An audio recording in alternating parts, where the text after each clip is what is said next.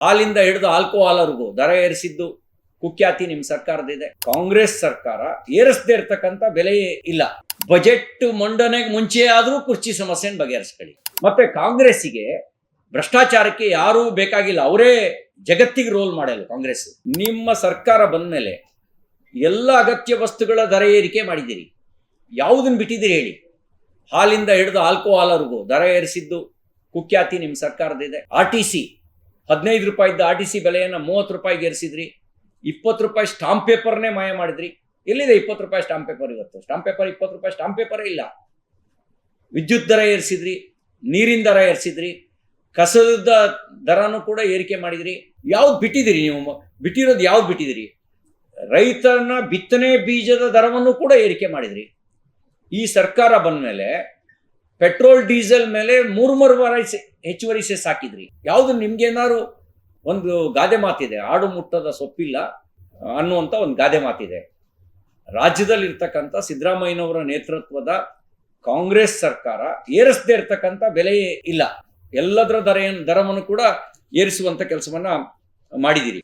ಈ ಕುರ್ಚಿಯ ಸಮಸ್ಯೆಯಿಂದ ನಾವು ಕಳೆದ ವಿಧಾನಸಭೆ ಅಧಿವೇಶನದಲ್ಲೇ ಹೇಳಿದ್ವಿ, ವಿಧಾನಸಭೆ ಅಧಿವೇಶನಕ್ಕೆ ಮುಂಚಿತವಾಗಿ ಆದರೂ ಕುರ್ಚಿಯ ಸಮಸ್ಯೆಯನ್ನು ಬಗೆಹರಿಸ್ಕೊಳ್ಳಿ ಅಂತ ಹೇಳಿ. ವಿಧಾನಸಭೆ ಅಧಿವೇಶನದ ಸಂದರ್ಭದಲ್ಲೂ ಕುರ್ಚಿಯ ಗದ್ದಲವೇ ಮುಖ್ಯ ಆಗಬಾರ್ದು ಅನ್ನೋ ಕಾರಣಕ್ಕೆ ಆ ಒಂದು ಸಲಹೆಯನ್ನು ಕೊಟ್ಟಿದ್ವಿ. ಈಗಲೂ ನಾವು ತಮ್ಮ ಮೂಲಕ ಸಲಹೆ ಕೊಡ್ಲಿಕ್ಕೆ ಬಯಸ್ತೇವೆ, ಬಜೆಟ್ ಮಂಡನೆಗೆ ಮುಂಚೆ ಆದರೂ ಕುರ್ಚಿ ಸಮಸ್ಯೆಯನ್ನು ಬಗೆಹರಿಸ್ಕೊಳ್ಳಿ. ಕುರ್ಚಿಯ ಸಮಸ್ಯೆ ರಾಜ್ಯದ ಜನರ ಸಮಸ್ಯೆ ಅಲ್ಲ. ನಿಮ್ಮ ಕುರ್ಚಿಯ ಸಮಸ್ಯೆಯಿಂದಾಗಿ ಆಡಳಿತದ ಬಿಗಿ ತಪ್ಪಿದೆ. ನಿಮ್ಮ ಕುರ್ಚಿಯ ಸಮಸ್ಯೆಯಿಂದಾಗಿ ಭ್ರಷ್ಟಾಚಾರದ ಸ್ಪರ್ಧೆ ಉಂಟಾಗಿದೆ. ಹೈಕಮಾಂಡು ಎರಡೂ ಕಡೆ ಗೊಂಬೆ ಆಟ ಆಡ್ತಾ ಇದೆ. ಅವ್ರ ಹತ್ರಲ್ಲೂ ಲಾವು ಅಂತಾರೆ, ಇವ್ರ ಹತ್ರನೂ ಲಾವು ಅಂತಾರೆ. ಇಬ್ಬರನ್ನೂ ಮ್ಯಾನೇಜ್ ಮಾಡಿ ಅವರ ಖಜಾನೆಯನ್ನ ಭರ್ತಿ ಮಾಡ್ಕೊಳ್ತಾ ಇದ್ದಾರೆ. ಸಿದ್ದರಾಮಯ್ಯನೂ ಕಪ್ಪ ಕೊಡಬೇಕು, DK ಶಿವಕುಮಾರ್ ಕಪ್ಪ ಕೊಡಬೇಕು. DK ಶಿವಕುಮಾರ್ ಮೂಗಿಗೆ ತುಪ್ಪ ಸವರಿದ್ದಾರೆ, ಸಿದ್ದರಾಮಯ್ಯನವರಿಗೆ ಅಭಯ ಹಸ್ತ, ನಿಮಗೆ ಅವ್ರ ತಲೆ ಮೇಲೆ ಅಭಯ ಹಸ್ತ ಇಟ್ಟು ಇವರು ಮೂಗಿಗೆ ತುಪ್ಪ ಸವರಿ ಇಬ್ಬರಿಂದಲೂ ಕಪ್ಪ ವಸೂಲಿ ಮಾಡ್ತಿದ್ದಾರೆ. ಬಿಜೆಪಿ ಸರ್ಕಾರ ಇದ್ದಾಗ 40% ಆಪಾದನೆ ಮಾಡಿದ್ರು. ಇವ್ರ ಸರ್ಕಾರವೇ ನೇಮಕ ಮಾಡಿದಂತ ಆಯೋಗ ಅದರಲ್ಲಿ ಯಾವುದೇ ಹುರುಳಿಲ್ಲ ಅಂತಕ್ಕಂಥ ವರದಿಯನ್ನು ಕೊಟ್ಟಿದೆ. ಯಾಕೆಂದ್ರೆ ಆಧಾರ ಸಿಕ್ಕಿಲ್ಲ ಅಂತ ಹೇಳಿ ಇವ್ರ ಸರ್ಕಾರವೇ ನೇಮಕ ಮಾಡಿದಂತ ಆಯೋಗ ಕೇವಲ ನಮ್ಮ ಮೇಲೆ ರಾಜಕೀಯ ಆರೋಪ ಮಾಡಿದ್ರು. ಈಗ ಇವರು ಭ್ರಷ್ಟಾಚಾರದಲ್ಲಿ ತೊಡಗಿದ್ದಾರೆ ಅನ್ನೋದಕ್ಕೆ ನಾಗೇಂದ್ರ ಜೈಲಿಗೆ ಹೋಗಿದ್ದೇ ಸಾಕ್ಷಿ, ತಿಮ್ಮಾಪುರ್ನ ಆಡಿಯೋ ವಿಡಿಯೋ ಪ್ರಕರಣಗಳೇ ಸಾಕ್ಷಿ, ಮೂಡ ಹಗರಣವೇ ಸಾಕ್ಷಿ. ಭ್ರಷ್ಟಾಚಾರದಲ್ಲಿ ತೊಡಗಿದೆ ಅನ್ನೋದಕ್ಕೆ ಅವತ್ತು ನಮ್ಮ ಮೇಲೆ ಆರೋಪ ಮಾಡಿದ್ದು, ಇವತ್ತು ಉಪಲೋಕಾಯುಕ್ತರೇ ಮಾಡಿದಂತ ಆರೋಪ. ಇದಕ್ಕೆ ಇನ್ನೇನು ಅಂಗೈಯುಣಿ ಕನ್ನಡಿ ಹಿಡಿಬೇಕಾದ ಅವಶ್ಯಕತೆ ಇಲ್ಲ.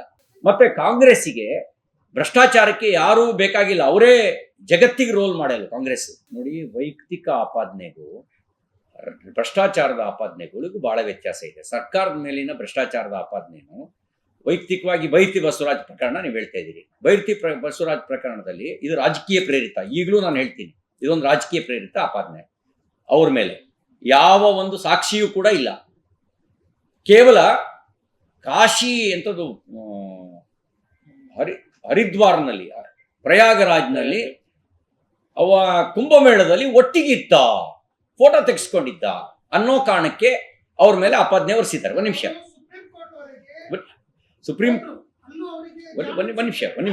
ಸುಪ್ರೀಂ ಕೋರ್ಟ್ ಜಾಮೀನು ಕೊಟ್ಟಿಲ್ಲ ಅಂತ ಕಾರಣಕ್ಕೆ ಮಾತ್ರ ಹೇಳಿದೆ, ನೀನು ಅಪರಾಧಿ ಅಂತ ಹೇಳಿಲ್ಲ ಸುಪ್ರೀಂ ಕೋರ್ಟು. ಕೇವಲ ಕಾನೂನು ಪ್ರಕ್ರಿಯೆಯನ್ನು ಎದುರಿಸೋದಕ್ಕೆ ಮಾತ್ರ ಹೇಳಿದೆ. ಅವರಿಗೆ ಅಲ್ಲ, ಆಂಟಿಸಿಪೇಟರಿ ಬೇಲಿಗೆ ಮಾತ್ರ ಅಲ್ಲಿ ಕೊಟ್ಟಿಲ್ಲ, ರಿಜೆಕ್ಟ್ ಮಾಡಿದೆ. ಆದ್ರೆ ಒಂದು ನಿಮಿಷ ಇರಿ, ನಾನು ಇವತ್ತು ಹೇಳಿದ್ದನ್ನು ನೀವು ನೋಟ್ ಮಾಡಿ ಇಟ್ಕೊಳ್ಳಿ. ಬೈರತಿ ಬಸವರಾಜ್ ಮೇಲೆ ಯಾವುದೇ ಸಾಕ್ಷ್ಯಾಧಾರಗಳನ್ನ ಪೊಲೀಸ್ ಇಲಾಖೆ ಕೊಡೋಕೆ ಸಾಧ್ಯ ಇಲ್ಲ. ಯಾಕೆಂದ್ರೆ ಅವ್ರೊಳಗೆ ಇನ್ವಾಲ್ವ್ ಆಗಿಲ್ಲ, ಅವ್ರನ್ನ ಟಾರ್ಗೆಟ್ ಮಾಡಿದ್ದಾರೆ ಬೈರತಿ ಬಸವರಾಜ್ ಅವ್ರನ್ನ. ಇನ್ನೊಂದು ನೀವು ಪ್ರಶ್ನೆ ಹೇಳಿದ್ರಿ, ವಿಪಕ್ಷವಾಗಿ ನೀವೇನು ಮಾಡ್ತಾ ಇದ್ದೀರಿ ಅಂತ ಹೇಳಿ.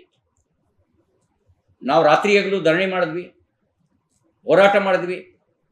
ಆದರೆ ಭ್ರಷ್ಟಾಚಾರವನ್ನೇ ಬಂಡವಾಳ ಮಾಡ್ಕೊಂಡಿರ್ತಕ್ಕಂಥ, ಬಂಡತನದಲ್ಲಿ ತೊಡಗಿರ್ತಕ್ಕಂಥವರಿಗೆ ನಮ್ಮ ಹೋರಾಟ, ಅವರಿಗೆ ನಮಗೆ ಲೈಸೆನ್ಸ್ ಕೊಟ್ಟಿರೋದೇ ಭ್ರಷ್ಟಾಚಾರ ಮಾಡೋಕ್ಕೆ ಅಧಿಕಾರ ಜನ ಕೊಟ್ಟರೋ ಲೈಸೆನ್ಸ್ ಅಂತ ಭಾವಿಸ್ಬಿಟ್ಟಿದ್ದಾರೆ. ಈಗ ಯತ್ನಾಳ್ ಅವರು ನಮ್ಮ ಶಾಸಕರಲ್ಲ, ಅವರು ಉಚ್ಚಾಟಿತ ಬಿಜೆಪಿಯ ಶಾಸಕರು. ನಾವು ಭ್ರಷ್ಟಾಚಾರದ ವಿಷಯವನ್ನು ಎತ್ತಿದ ಕಾರಣಕ್ಕೆ ನಾಗೇಂದ್ರ ರಾಜೀನಾಮೆ ಕೊಡಬೇಕಾಯ್ತು. ನಾವು ಪಾದಯಾತ್ರೆ ಮಾಡಿದ ಕಾರಣಕ್ಕೆ 14 ಸೈಟ್ನ ಸಿದ್ದರಾಮಯ್ಯನವರು ವಾಪಸ್ ಕೊಡಬೇಕಾಯ್ತು. ನಾವು ಹೋರಾಟ ಮಾಡಿದ ಕಾರಣಕ್ಕೆ ತಿಮ್ಮಾಪುರ ಎರಡೆರಡು ಟವಲ್ ತಗೊಂಡು ಬೆವರು ಒರೆಸ್ಕೊಳ್ಬೇಕಾಯ್ತು.